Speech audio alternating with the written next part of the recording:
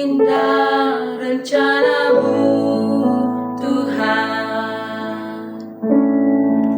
di dalam hidupku. Walau ku tak tahu dan ku tak mengerti semua jalanmu, dulu ku tak tahu Tuhan, dulu ku tak tahu Tuhan. Berat ku rasakan, hati menderita, dan ku tak berdaya menghadapi semua. Kini ku mengerti, tapi ku mengerti sekarang. Kau tolong padaku. Kini ku melihat dan ku merasakan indah rencanamu. Tapi ku mengerti sekarang, tapi ku mengerti sekarang.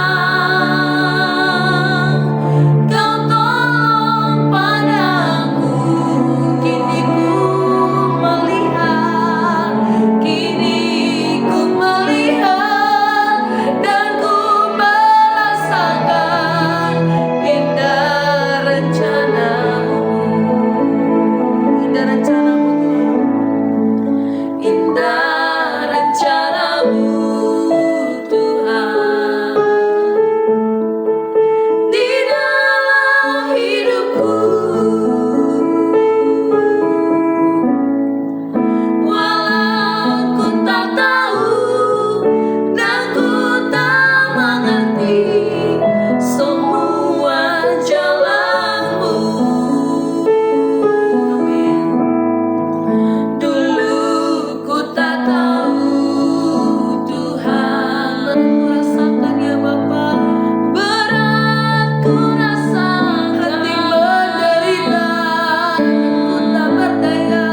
Hati menderita dan ku tak berdaya menghadapi semua. Tapi ku mengerti, tapi ku mengerti sekarang. Tolong pada kami ya Bapa, tolong pada. Terima kasih Tuhan. Kini ku melihat dan ku merasakan indah rencanamu. Tapi ku mengerti, sekarang. Kau tolong padaku.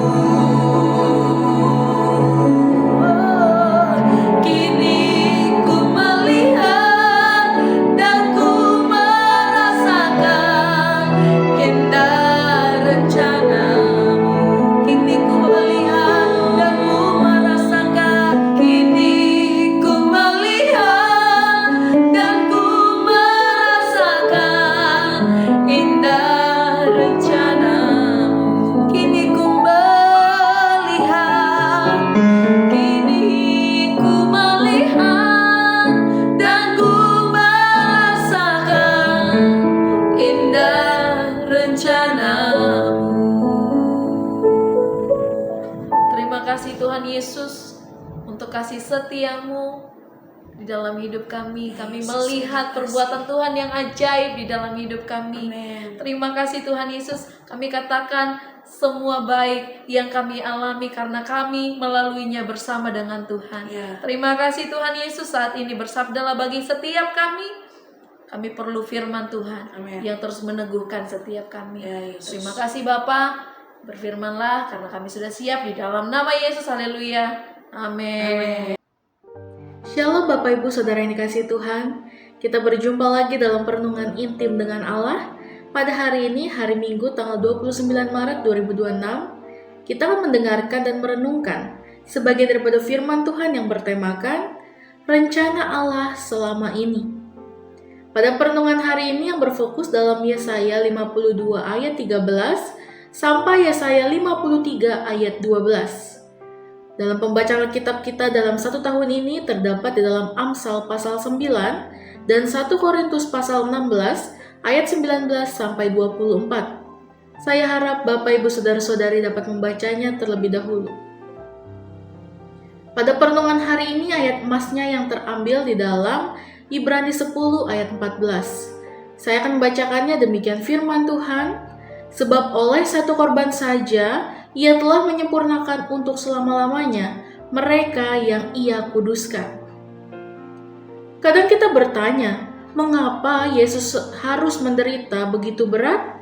Ia dihina, ditolak, disiksa, bahkan mati di kayu salib. Bagi banyak orang, ini terlihat seperti kejadian yang menyedihkan dan tidak adil. Tetapi firman Tuhan mengajarkan bahwa semua itu bukan kebetulan. Semua itu adalah bagian dari rencana Allah yang sudah ada sejak awal. Dalam Yesaya 52 ayat 13 sampai Yesaya 53 ayat 12, Nabi Yesaya sudah menuliskan tentang seorang hamba yang menderita.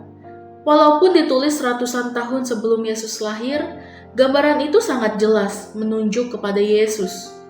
Ia akan ditolak, dianggap tidak penting, dan mengalami banyak penderitaan.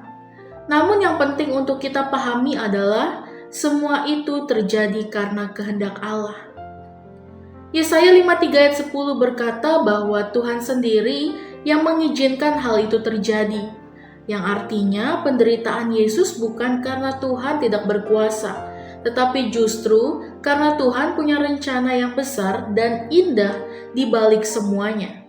Rencana itu adalah menyelamatkan manusia dari dosa. Sejak awal, Allah sudah tahu bahwa manusia akan jatuh ke dalam dosa. Tetapi Allah tidak tinggal diam. Dalam 1 Petrus 1 ayat 20 dijelaskan bahwa Kristus sudah dipilih sebelum dunia dijadikan. Ini berarti sebelum kita ada, sebelum dunia diciptakan, Tuhan sudah merancang keselamatan bagi kita. Ini menunjukkan betapa besar kasih Tuhan kepada manusia. Yesus datang ke dunia bukan untuk hidup enak, tetapi untuk menjadi korban bagi dosa kita. Ia menanggung kesalahan kita, Ia menerima hukuman yang seharusnya kita terima. Semua dosa kita, yang kecil maupun besar, ditanggungnya di kayu salib. Dalam Yesaya 53 menjelaskan bahwa Yesus tertikam karena pemberontakan kita dan diremukkan karena kejahatan kita.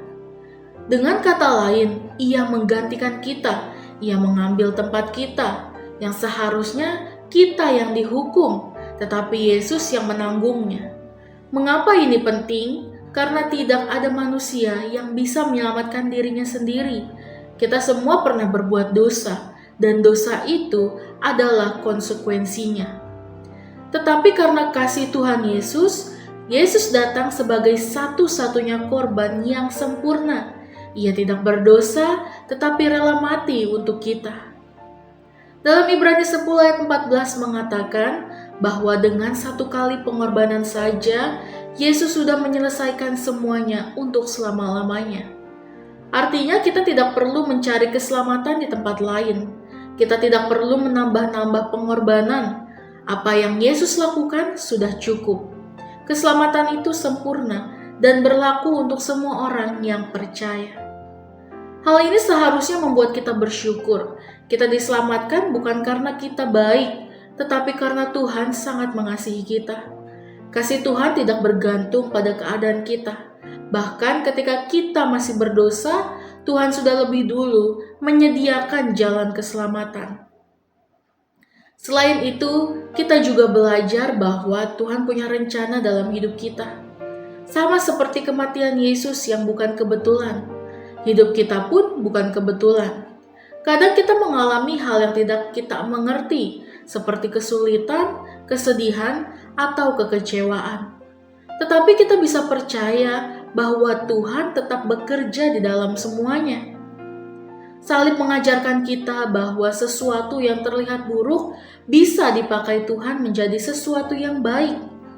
Kematian Yesus yang tampak seperti kekalahan justru menjadi kemenangan terbesar bagi manusia. Karena melalui itu kita menerima keselamatan. Karena itu mari kita belajar untuk percaya kepada rencana Tuhan. Walaupun kita tidak selalu mengerti, tetapi kita tahu bahwa Tuhan itu baik. Ia sudah membuktikan kasih-Nya melalui pengorbanan Yesus. Refleksi kita pada hari ini, sebagai orang percaya kita juga diajak untuk merespon kasih Tuhan ini. Bukan hanya dengan kata-kata, tetapi dengan hidup kita. Kita belajar hidup benar, menjauhi dosa, dan melakukan apa yang Tuhan kehendaki. Kita juga bisa menceritakan kasih Tuhan kepada orang lain, supaya mereka juga mengenal keselamatan di dalam Yesus. Amin. Mari kita sama-sama berdoa. Bapa yang baik, terima kasih Tuhan pada perenungan hari ini ya Bapa. Biarlah firman-Mu merema bagi kami ya Bapa. Kasih Engkau yang tak pernah berkesudahan. Terima kasih ya Bapa, Engkau sudah merencanakan keselamatan yang begitu besar bagi setiap kami.